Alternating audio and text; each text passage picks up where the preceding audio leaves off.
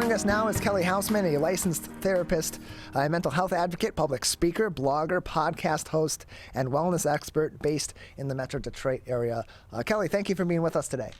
Hi, good morning. Thank you for having me. Appreciate having you on. And so at this moment here in late January, this is right around the time where we start to see that first wave of people that have made New Year's resolutions, either lapse on the resolutions, modify them a little bit, or just altogether give up on them. What are some common New Year's resolutions for 2022 that you're hearing more about than in past years, and how effective, at least with those that you have talked about these potential resolutions with, have they been so far, as we're about a month at this point into 2022?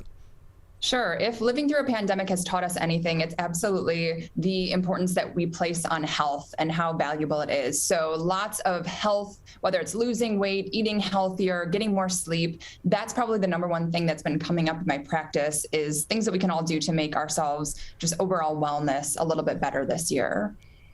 And so, Kelly, we've spoken to other people that are mental health advocates and work in the mental health space and in that area of the industry, about the differences between making this big resolution, this broad goal, versus a series of smaller goals that you are pursuing over time that ultimately are leading to that collective. Which strategy do you suggest as being or do you find in your practice and in your experience with clients as being more effective, not only in fulfilling that desired outcome that people are seeking, but also in maintaining momentum and maintaining confidence that that goal is attainable? Right. And that's why I love how you said breaking it down. I'm a big fan of baby steps, because a lot of times if we do have this big overwhelming goal, that's why so many people will stop exercising after a month or fall off a diet. It's because maybe they didn't do the proper baby steps to get there. So I like having smaller, achievable goals that you can check off, and you're basically retraining your brain to believe that you can accomplish something and you can get to that point. So checking off all these smaller goals gives you the confidence and kind of that snowball effect, so you can keep going to reach your end game. And in many cases, if people are setting a goal, that accountability or on their goal or on their New Year's resolution, whatever the case may be, ultimately them pursuing that with full confidence and with the full fervor that really needs to go into accomplishing anything in life. It all comes down to personal accountability, and in some cases that accountability can wane over time because other things happen, other things pop up in life that either are higher priority or can detract from pursuing that goal. So how can people promise or make that promise in committing their goal, or better commit to achieving their goal as we continue through 2022, or as many people are struggling with their early 2022 goals or the resolutions? Sure. And I love huge goals. I want to see people make huge changes in life. But what I always will tell my clients, and even myself, we have to really put a lot of prep work into it. A lot of us only look at the goal with the end in mind, but we don't really think about, am I willing to 100% commit to what it's going to take to get there? So if it's, for example, losing weight, are you really going to commit to getting up early and working out, changing your grocery shopping habits, dieting, really just kind of planning this out, thinking a little bit more time to think about what it's going to take to get into it, and also realizing that you're committing to some uncomfortable feelings going into these goals. Exercising and waking up early is not easy. Choosing some vegetables over pizza is not easy. But again, if you're going to commit to it, we have to kind of commit to all of this, the good, the bad, and the ugly, and knowing that, okay, there's going to be some bumps along the road, some uncomfortable feelings. It's not going to be easy, but I'm going to remember why I want this, and that will help get us through. And what are some of, on the wellness and the health front, on the fitness and nutrition front, a lot of people are making these big goals, or are making even these individual goals, and maybe their motivation behind those goals is in some cases the problem. They're making them because I just want to look better for this, or I want to fit into this outfit for this occasion. And while those goals are nice and they're fine, and in some cases they can be workable, in many cases that can make for anxiety for a lot of people as they're pursuing those goals, as they get closer to those deadlines. What's a better approach for people, psychologically speaking, and also from just a goal-seeking standpoint, so that they're able to achieve those goals without so much of the pressure that can get in the way when you're trying to do it for a very specific and maybe not worthwhile purpose? Yeah, so in my office, I have a big sign that says, remember your why. And I think especially with resolutions, this applies. Number one, why are you doing this? And it has to be a compelling enough reason. It can't just be, because someone else wants me to, or something like that. It has to be worth it to you. It has to really align with kind of what your purpose is, your morals are, your values, and just keep coming back to that. What is my why? Why am I really doing this? A lot of times with the health and the fitness, it's because I want to be around longer, to watch my children grow up, or to spend more time with my spouse, or to be healthier in general. So remembering your why, and at the core of this, what's really guiding you through it. We're joined by Kelly Houseman, a licensed therapist, joining us on the MegaCast. I've heard a lot also about vision boards in recent years. That people will put together boards with some examples of their goals, some examples of their dreams going forward, things they want to accomplish or eventually get to, and that can maybe provide some additional motivation for them to ultimately achieve those goals. For those that are not familiar, and not entirely familiar, what is a vision board? What typically goes into them? And then can you explain how effective is a tool like this for people to have a reminder of those goals and to continue to focus on those specific goals that they want to accomplish in life? Sure. So vision boards are typically poster-sized representations of, it can be pictures of things that you hope to have in your life one day. It can be material things. A lot of people put cars or homes or vacations that they dream of.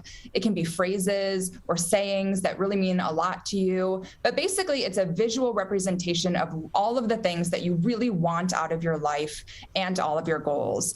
And interestingly enough, visualization and putting things out of your brain, and whether it's writing it down or putting it into a vision board, can be so effective. They've actually done studies with athletes that show that even visualizing them going through their practice or through their routines can be almost as effective as doing it themselves. So there is huge power in putting things out there and visualizing and having your goal reminded every day and looking at something that you really want. It's a great way to visually motivate yourself too.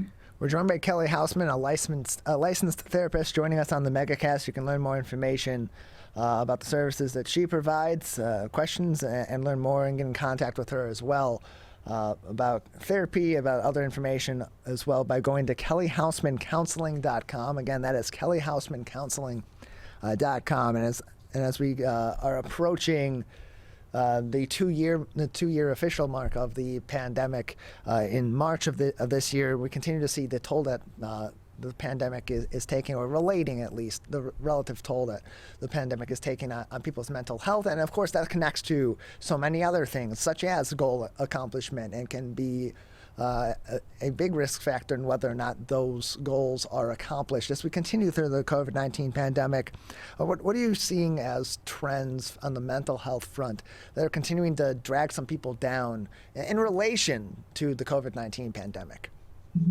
Sure. I have never been more busy in my practice than I have been the last 2 years. If that tells you anything about the state of mental health, it's just tough. I think, 2 years into this, we are craving that normalcy. And the hardest part for people is just not knowing what's next. And especially for people with anxiety, we like to control things. So not being able to plan ahead is the hardest thing. And people are still struggling. It's really difficult, especially when you don't know what's coming the next day. So lots of anxiety, depression coming up, insecurity, actually a lot of relationship issues too. We still have a lot of people working from home, spending a lot more time with their partner than they typically would. So people are still trying to figure this out, even though we are going to be going into the third year of this. It's still really hard for, I would say, all of us. I don't know if anyone really knows what's going on. It's just tough for everyone right now. And then Kelly, on that front, if people are recognizing that their mental health has taken a toll as a result of the pandemic, or even if the circumstances of the pandemic in relation to other factors in their life have made them realize they need to work at their mental health and improving their mental health, and they want to take that first step, what are some considerations people should be making as they're seeking as they're seeking a therapist or seeking counseling, and then as they initialize their therapy? Sure. I think there's a big misconception with therapy that something has to be wrong with you to go to it. Sure. But I believe that every single person can benefit from therapy. There's always something, whether it's how you're coping with the pandemic, childhood issues, planning for the future, relationships. Most of the clients that I see, we talk about kind of everyday problems that a lot of people have that we don't realize, like, oh, I don't realize there's others struggling with this. So therapy is just a great way to talk about, and again, get that stuff out of your head and into the universe. It's such a great way to talk things through. And again, it doesn't have to be something wrong with you. It can truly be just wanting to plan out and live a better life for yourself and chat with someone about it. Get another perspective. Kelly, just another couple minutes with you before we'll say goodbye today. Anything else at this time that would be important for our audience to keep in consideration as their goal setting or on the mental health front as it relates to COVID-19 or in a general sense? Sure. So we are kind of at peak level for seasonal depression right now, too, especially living in a northern climate like Michigan. It's gray most of the winter. So seasonal depression has come up quite a bit, especially with the post-holiday blues. That's a big thing, too. So if you've noticed that kind of your energy's low, your appetite's changing, you don't have the same desire to do things, that can all be signs of seasonal depression. And there's some great ways to kind of cope with that. One of my favorite things is they actually make lamps for seasonal depression. Those can be huge. You plug them in, you sit in front of them for 10, 20, whatever it is. And that can be a game changer, especially for someone who lives in a dark climate. And also kind of just getting your vitamin D levels checked, exercising more, talking to a therapist about it. This is a big time of year where people will seek therapy because, again, we are after the holidays. In this seasonal funk, it's kind of a slow couple months for a lot of people. So if any of this is affecting you or resonating with you, definitely find a therapist. Come talk to us. We have seen and heard it all. We don't judge anyone. It's a safe space to talk about whatever's on your mind. And it's something I really recommend for everyone. If you'd like to get more information on how you can get in contact with Kelly or ask some questions to her and her team as well, you can go to kellyhousemancounseling.com. Kelly, thank you very much for joining us. Thank you so much for having me.